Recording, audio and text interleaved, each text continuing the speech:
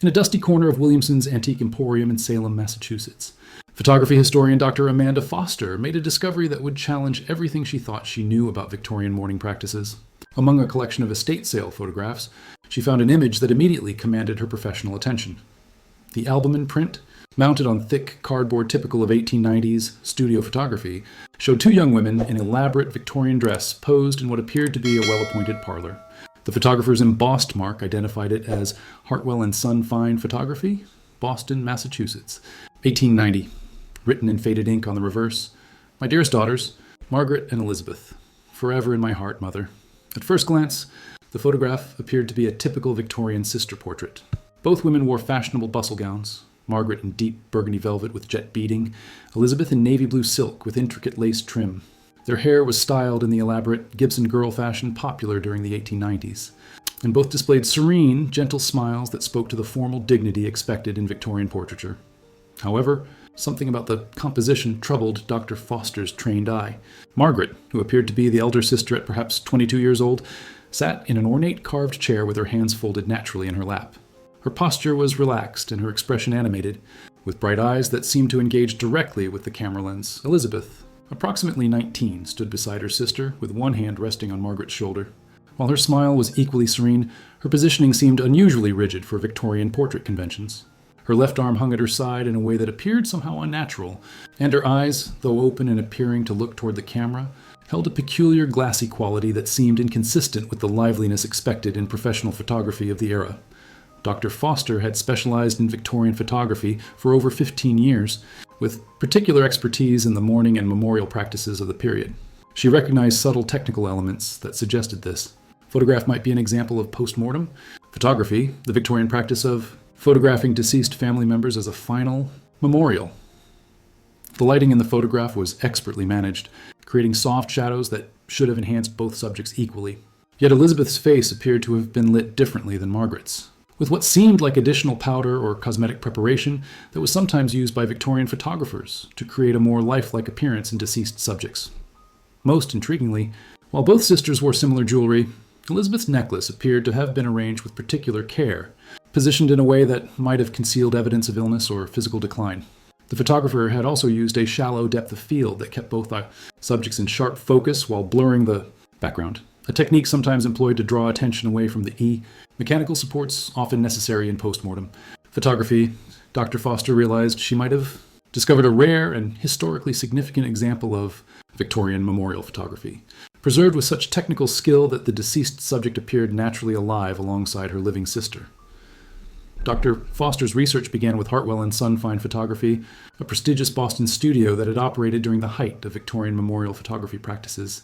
The Massachusetts Historical Society's archives contained extensive records of the Hartwell studio, including technical notes, client correspondence, and detailed documentation of their specialized post-mortem photography services. Founded by Samuel Hartwell in 1875, the studio had built a reputation for sensitive and skillful memorial photography, serving Boston's grieving families during an era when such images were often the only visual remembrance of deceased loved ones. Samuel's son, Thomas Hartwell, had joined the business in 1885, bringing advanced technical skills and artistic sensibilities that made their post-mortem photographs remarkably lifelike. The studio's appointment ledger for October 1890 contained an entry that immediately caught Foster's attention. Whitman family, memorial portrait. Miss Elizabeth and Miss Margaret, special arrangements, extended session required. Father's request for natural. Appearance. Thomas Hartwell's personal photography journal provided detailed technical notes about challenging memorial sessions and innovative techniques for creating lifelike appearances in deceased subjects. His entry for the Whitman session revealed the extraordinary circumstances surrounding the photograph. The Whitman memorial session presented unique technical challenges, Hartwell had written. Miss Elizabeth had passed 3 days prior to consumption, but the family's desire for a final portrait with her surviving sister required careful preparation and positioning. The father, Dr. Jonathan Whitman, specifically requested that the photograph appear as natural as possible. Showing both daughters as they had been in life, Hartwell's notes revealed the sophisticated techniques he had employed to achieve the remarkably lifelike appearance that had initially fooled Dr. Foster. Miss Elizabeth's complexion was restored using theatrical cosmetics and careful lighting to simulate the natural color that illness had depleted. Her eyes were positioned using glass supports, and her hair was arranged to match recent photographs provided by the family. The The photographer had documented his concerns about the ethical implications of creating such a convincing illusion of life. While the family's grief is understandable, I question whether creating such a realistic memorial image serves their healing process. Miss Margaret appeared deeply distressed throughout the session, struggling to pose naturally beside her deceased sister while maintaining the composure necessary for a successful photograph. Hartwell's technical notes revealed that the session had required over 3 hours to complete, far longer than typical portrait sessions. Miss Elizabeth's positioning required constant adjustment and support, while Miss Margaret needed frequent breaks to compose herself. The final image required multiple exposures to achieve the natural lighting effects requested by the family. The studio's correspondence files contained letters from Dr. Jonathan Whitman detailing his specific requirements for the memorial portrait. I wish my daughters to be remembered as they lived, together, beautiful, and filled with the joy that characterized their sisterly bond. Elizabeth's illness took much from her in her final months, and I desire that this memorial restore her to the vibrant young woman she was before consumption ravaged her health. Dr. Whitman's letters revealed that the memorial photography session was part of elaborate funeral preparations that reflected both his medical profession's understanding of death and his personal struggle with the loss of his daughter to tuberculosis, one of the era's most feared diseases. Dr. Foster's investigation into the Whitman family revealed a story of prosperity, medical expertise, and devastating personal loss that reflected broader themes of Victorian society's struggle with infectious disease and child mortality. Dr. Jonathan Whitman had been one of Boston's most respected physicians during the 1880s and 1890s, specializing in pulmonary diseases at a time when tuberculosis claimed thousands of lives annually. The Whitman family had lived in a grand Victorian mansion on Boston's exclusive Beacon Hill, where Dr. Whitman maintained both his residence and a private medical practice, serving the city's elite families. His wife, Sarah Whitman, had died in 1885 during childbirth complications, leaving him to raise Margaret and Elizabeth. As a widowed father, while managing his demanding medical career, contemporary Boston newspapers portrayed Dr. Whitman as a dedicated father who had arranged for the finest education and cultural opportunities for his daughters. Margaret had shown particular aptitude for music and literature, while Elizabeth demonstrated artistic talents that her father had encouraged through private instruction with Boston's leading drawing and painting masters. However, Dr. Foster discovered that the family's prosperity had been overshadowed by Dr. Whitman's professional struggle against tuberculosis, the disease that would ultimately claim Elizabeth's life. Medical journals from the period contained articles by Dr. Whitman describing his frustration with the limited treatment options available for consumption patients. Despite his extensive medical knowledge and resources, Elizabeth's illness had begun in early 1890, with symptoms that Dr. Whitman initially attributed to seasonal ailments. His personal medical journal, preserved in the Boston Medical Library's historical collection, documented his growing alarm as Elizabeth's condition deteriorated despite every available treatment. Elizabeth presents with persistent cough, weight loss, and fatigue that fails to respond to rest cures and nutritional intervention, Dr. Whitman had noted in March 1890. As a physician, I recognize the progression of consumption, yet as a father, I refuse to accept the inevitable outcome that medical science dictates. The medical journal revealed Dr. Whitman's desperate attempts to save his daughter using experimental treatments and consultations with specialists throughout New England. He had arranged for Elizabeth to visit sanitariums in the Adirondack Mountains and had imported expensive medications from European physicians, all while maintaining hope that his medical expertise could overcome the disease that had claimed so many of his own. Patience, Margaret's role during Elizabeth's illness was documented in letters she wrote to family friends, preserved in the Massachusetts Historical Society archives. Elizabeth grows weaker each day, though she maintains her spirits and continues her artistic work when strength permits. Margaret had written to a former schoolmate in August 1890. Father works tirelessly to find treatments, consulting with physicians from New York to Montreal, but I fear we are fighting a battle that medical science cannot yet win. The letters revealed that Margaret had served as Elizabeth's primary caregiver during the final months, sacrificing her own social activities and educational opportunities to provide companionship and nursing care. Their sisterly bond had deepened during Elizabeth's illness, with Margaret reading to her sister, helping with correspondence, and maintaining the optimistic atmosphere that Dr. Whitman believed was essential for recovery. Elizabeth's death on October 12, 1890, had devastated both her father and sister, but Dr. Whitman's response revealed the complex intersection of his medical training and personal grief. Dr. Foster's research into Victorian mourning practices revealed that the Whitman memorial portrait represented the pinnacle of postmortem photography during its golden age. The 1890s marked the height of this specialized art form, when skilled photographers like Thomas Hartwell could create images so lifelike that viewers often couldn't distinguish between living and deceased subjects. The New England Museum of Photography's archives contained extensive documentation of memorial photography techniques, including instructional manuals, chemical formulations, and case studies that revealed the sophisticated methods used to achieve natural appearances in deceased subjects. These resources helped Dr. Foster understand the technical mastery required for the Whitman portrait. Victorian memorial photography had evolved from simple death portraits to elaborate compositions that celebrated the lives of deceased family members while providing comfort to survivors.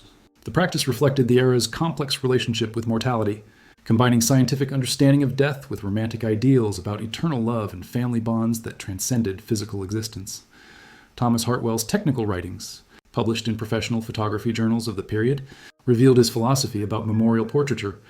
Our responsibility extends beyond mere documentation to the creation of lasting memories that honor both the deceased and the living, he had written in an 1891 article. The memorial portrait should capture the essence of life rather than the reality of death, providing families with images that celebrate relationships rather than mourn their ending. The technical challenges of postmortem photography required specialized equipment, chemical treatments, and artistic skills that few photographers possessed. Hartwell's notes describe the use of cosmetics, glass eye supports, mechanical posing devices, and careful lighting to create convincing illusions of life in deceased subjects who had often been weakened by extended illness. Dr. Foster consulted with Dr. Michael Harrison, a contemporary expert in Victorian mourning culture, to better understand the social context surrounding the Whitman memorial portrait. Dr. Harrison's research revealed how families used such photographs to process grief while maintaining social connections to deceased relatives. Memorial photography served multiple psychological functions in Victorian society, Dr. Harrison explained. It provided tangible proof of family bonds, offered comfort during the mourning process, and created legacy images that could be shared with relatives who lived too far away to attend funerals. The most sophisticated examples, like the Whitman portrait, attempted to deny death entirely by creating images indistinguishable from life. The psychological impact of such realistic memorial portraits was controversial even during the Victorian era.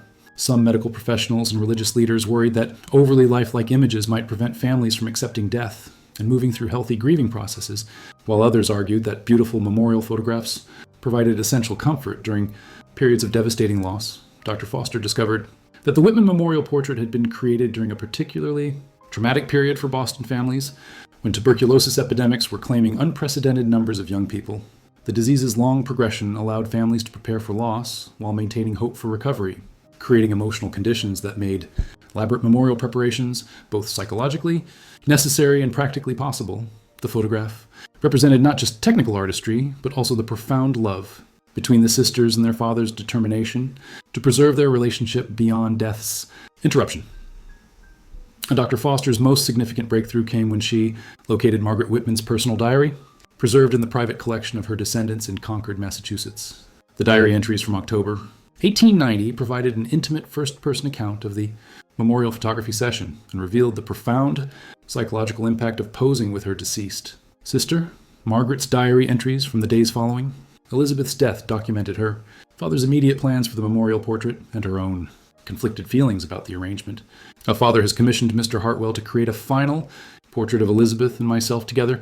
Margaret had written on October 13th, 1890, "He believes this image will provide comfort and preserve our sisterly bond for posterity, but I confess to feeling disturbed by the prospect of posing with dear Elizabeth in her current state."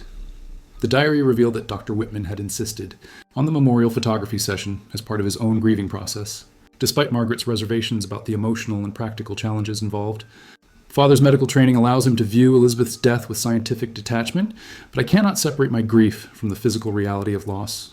The thought of arranging her hair and dress, of positioning her as though she were merely sleeping, fills me with dread. Margaret's account of the preparation process was particularly disturbing. Elizabeth's appearance required extensive restoration before the photography session. Father worked alongside Mr. Hartwell's assistant to arrange her features and apply cosmetics that would simulate the healthy complexion consumption he'd stolen from her. Watching this process felt like a violation of her peaceful rest, yet I understood Father's need to remember her as she had been in life. The diary entries describing the actual photography session reveal the emotional torture Margaret endured while posing beside her deceased sister for over 3 hours. Mr. Hartwell required numerous adjustments to achieve the natural positioning Father demanded. Each time I was asked to place my hand on Elizabeth's shoulder or adjust my smile, I felt I was participating in an elaborate deception that denied the reality of our loss. Margaret had documented her struggle to maintain composure during the extended session while grieving for her sister, and managing her father's expectations. The effort required to smile naturally while Elizabeth lay still beside me was exhausting beyond description. I found myself speaking to her throughout the session, hoping she might respond, knowing such hopes were futile, yet unable to abandon them. The diary revealed that Margaret had experienced what would now be recognized as acute trauma symptoms during and after the photography session. I could not sleep for days following the portrait session, haunted by dreams where Elizabeth appeared alive in the photographs, but remained silent and unresponsive to my attempts at conversation. The boundary between life and death seemed dangerously blurred by our artistic deception. Margaret's entries also documented her concern about the memorial portraits' impact on their father's grieving process. A father studies the finished photograph constantly, speaking to Elizabeth's image as though she were present in the room. While I understand his need for comfort, I worry that such realistic memorial images prevent us from accepting the finality of death and moving toward healing. The diary provided crucial insight into the human cost of creating such convincing memorial photography, revealing how the living subjects often suffered psychological trauma while accommodating the technical and emotional demands of bereaved family members. Dr. Foster discovered additional documentation in Thomas Hartwell's personal papers that revealed his growing concerns about the ethical implications of creating memorial photographs so realistic that they obscured the boundary between life and death. His private correspondence with other photographers and medical professionals showed a man wrestling with the moral responsibility of his artistic expertise. In a letter to fellow photographer William Mortensen in November 1890, Hartwell had expressed his doubts about the Whitman Commission. While I take pride in the technical excellence of the memorial portrait, I question whether my skill serves the family's long-term emotional welfare. The surviving daughter suffered considerable distress during the session, and the father's attachment to the finished image seems to prevent his acceptance of loss rather than facilitate healing. Hartwell's professional journal contained detailed observations about the psychological impact of the session on all participants. Miss Margaret's behavior during the portrait session suggested severe emotional disturbance. She alternated between speaking to her deceased sister as though she were alive and experiencing what appeared to be episodes of dissociation from the reality of our task. Dr. Whitman, despite his medical training, seemed unable to recognize his daughter's psychological distress. The photographer had consulted with Dr. William James, the prominent psychologist at Harvard University, about the potential psychological effects of overly realistic memorial photography. Dr. James's response, preserved in Hartwell's files, warned about the dangers of creating images that could interfere with healthy grieving processes. While memorial photography serves important social and emotional functions, images that, too, convincingly simulate life may prevent bereaved families from progressing through necessary stages of grief. Dr. James had written, "The living require reminders of death's finality in order to accept loss and begin reconstruction of their lives without the deceased person's physical presence." Hartwell's correspondence revealed that he had attempted to discuss these concerns with Dr. Whitman, but had been unsuccessful in convincing the grieving father to consider alternative approaches to memorializing Elizabeth. Dr. Whitman's medical background leads him to view technical excellence as inherently beneficial, yet he seems unable to apply his professional knowledge to his own emotional situation, Hartwell had noted. The photographer's moral dilemma was complicated by the commercial success of his memorial portraiture and the demands of grieving families, who specifically sought his expertise in creating lifelike images of deceased relatives. His business records showed that requests for memorial photography had increased dramatically following the completion of the Whitman portrait, with families throughout New England seeking similarly realistic commemorative images. Hartwell's personal reflections revealed his struggle between artistic pride and ethical responsibility. "I have achieved technical mastery that allows me to create illusions of life so convincing that viewers cannot distinguish between living and deceased subjects. Yet, I increasingly question whether such skill serves families better than more honest representations of death that acknowledge loss while celebrating memory." The photographer had begun refusing commissions that required extreme measures to create lifelike appearances in deceased subjects, particularly when surviving family members showed signs of psychological distress during consultations. His letters indicated growing support for memorial photography that honored the deceased while helping families accept the reality of death. By 1891, Hartwell had modified his memorial photography practice to emphasize artistic beauty and emotional comfort rather than realistic simulation of life, reflecting his evolved understanding of photography's role in the grieving process. Dr. Foster's investigation into contemporary medical opinion about the Whitman memorial portrait revealed a divided professional community grappling with questions about healthy grief, family psychology, and the role of visual imagery in processing loss. The Massachusetts Medical Society's archives contained extensive correspondence about post-mortem photography practices and their impact on bereaved families.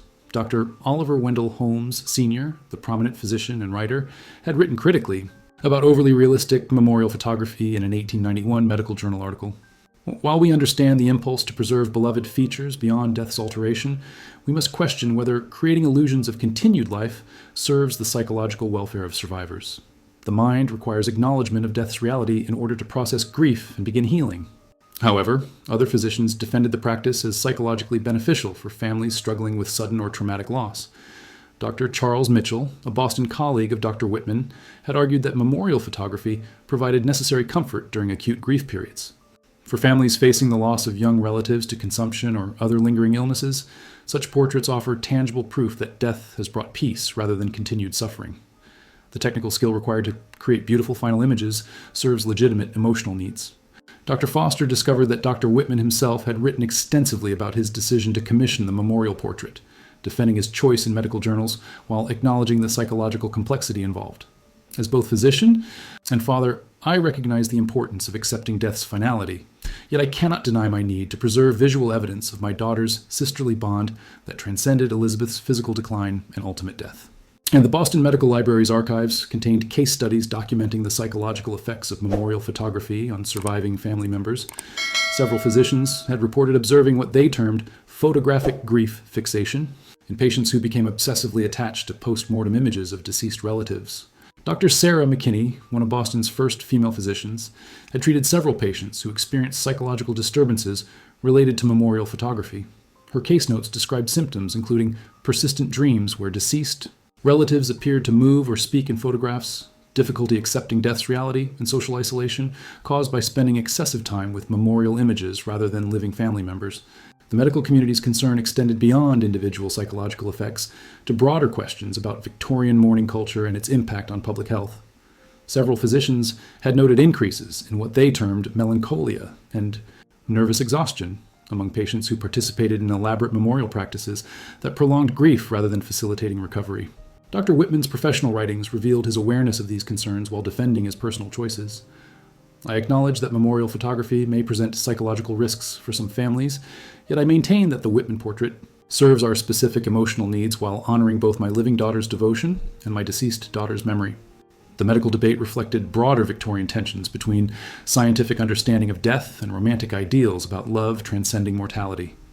Progressive physicians advocated for mourning practices that acknowledged death's finality, while traditionalists defended elaborate memorial customs as essential expressions of family devotion.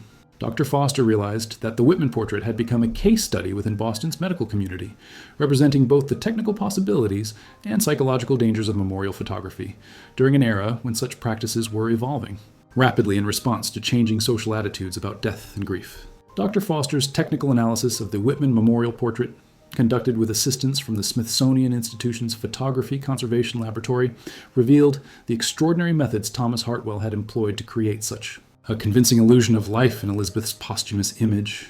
The examination provided crucial evidence that confirmed the photograph's status as post-mortem documentation while revealing the sophisticated artistry involved. High-resolution digital scanning and spectral analysis revealed subtle differences in the photographic emulsion and chemical processing between the two subjects.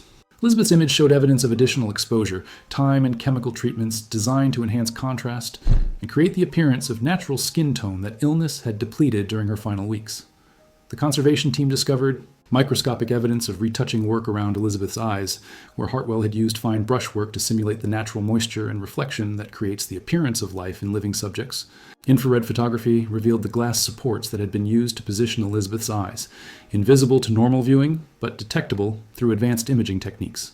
Most significantly, the technical analysis revealed that Elizabeth's portion of the photograph had been created using a combination of direct photography and composite techniques. Hartwell had photographed her body posthumously while incorporating elements from earlier portraits to achieve the natural facial expression that made the memorial image so convincing. Dr. Foster consulted with forensic photography expert Dr. James Mitchell to understand the implications of these technical discoveries. The Hartwell portrait represents the pinnacle of memorial photography artistry, Dr. Mitchell explained. The photographer used every available technique, cosmetics, mechanical supports, composite imagery, and chemical enhancement to create an image that denied death while celebrating life. The analysis also revealed evidence of the emotional trauma the session had caused Margaret, the living sister. Minute examination of her facial expression showed subtle signs of strain and distress that became apparent only under magnification. Her smile, while appearing natural in normal viewing, displayed muscular tension consistent with forced emotional control during an extended traumatic experience.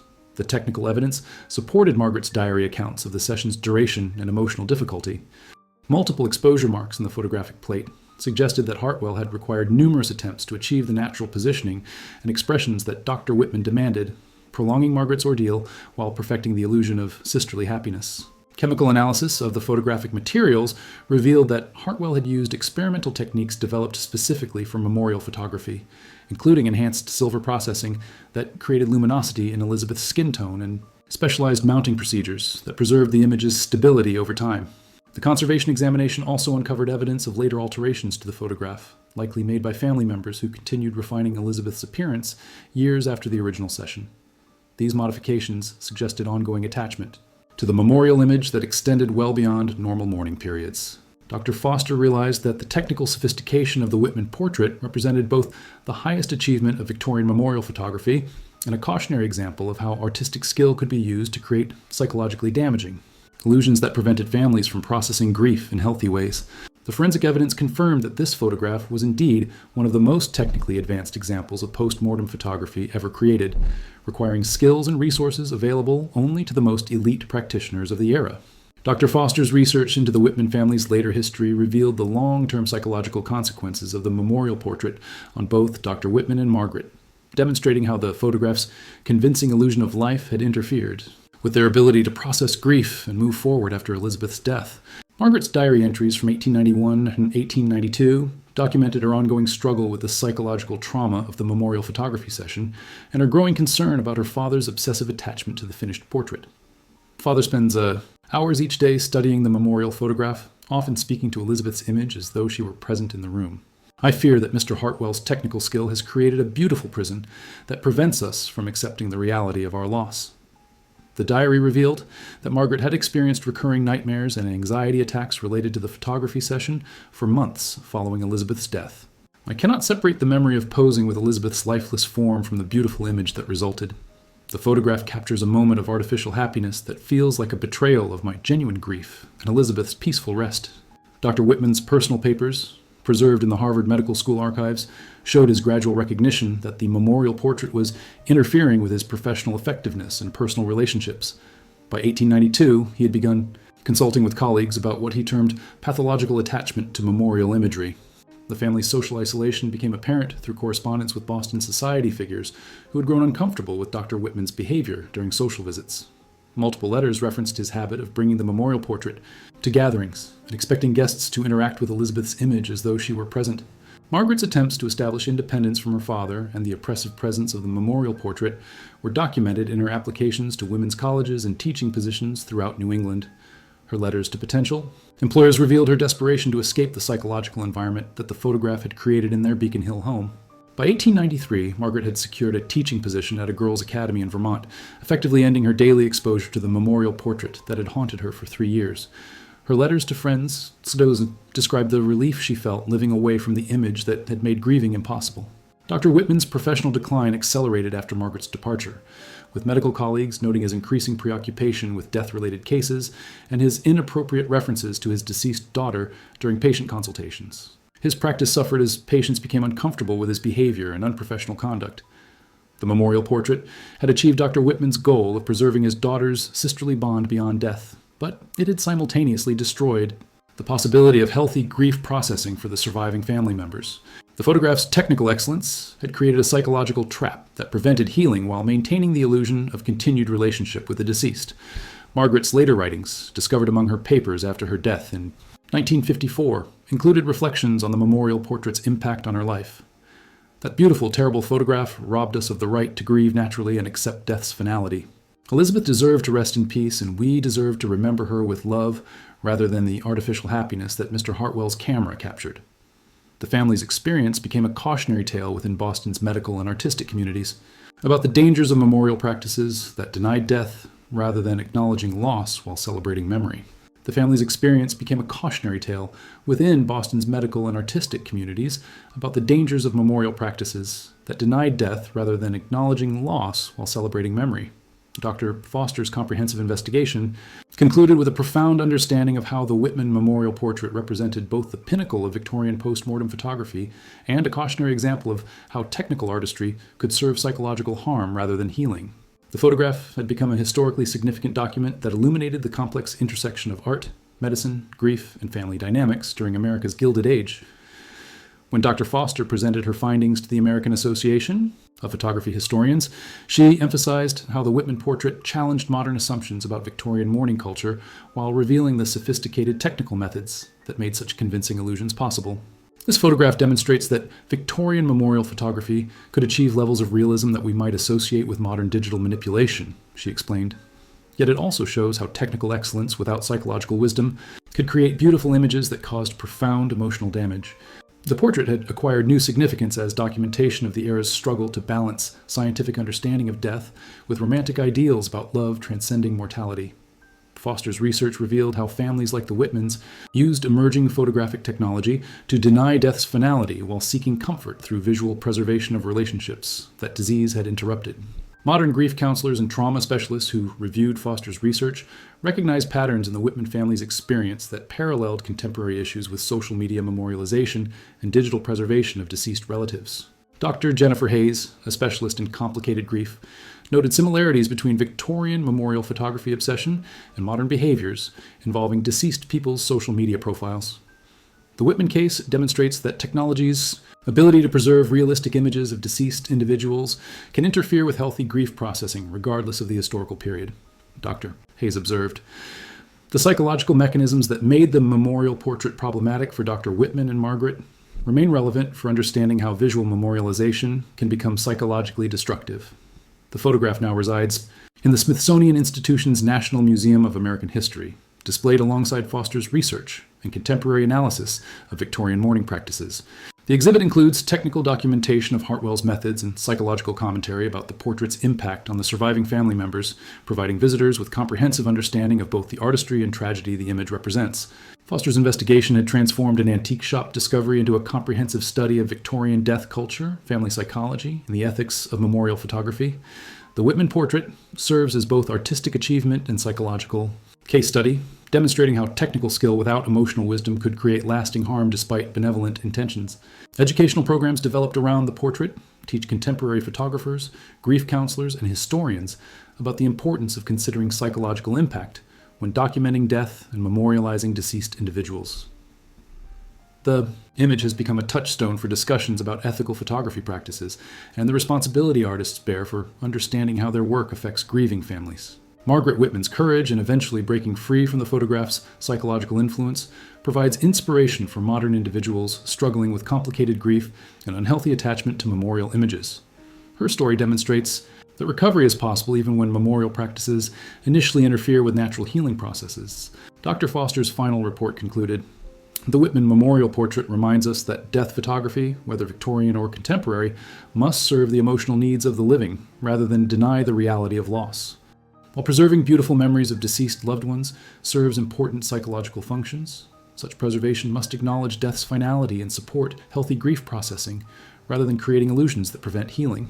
The 1890 photograph continues to serve as both historical artifact and cautionary tale, teaching viewers about the complex relationship between art, grief, and psychological well-being, while honoring the memory of Elizabeth Whitman and the suffering her family endured in their attempt to preserve her presence beyond death.